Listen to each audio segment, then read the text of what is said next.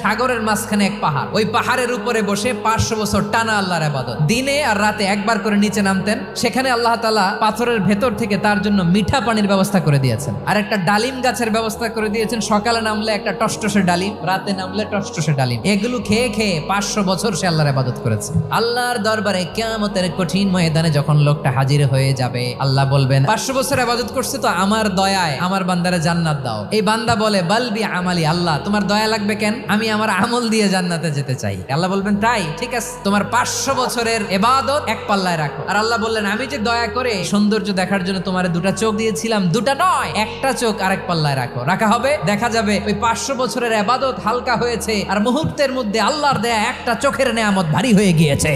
ফলাফল দেখো, হিসাব বলে তুমি এখন জাহান্নামে যাবা, যাও এবার জাহান্নামে যাও। এবার লোকটা কাচুমাচু করে বলে আল্লাহ এবার আমি বুঝতে পেরেছি তোমার দয়া ছাড়া দুনিয়ায় কেউ জান্নাতে যেতে পারবে না।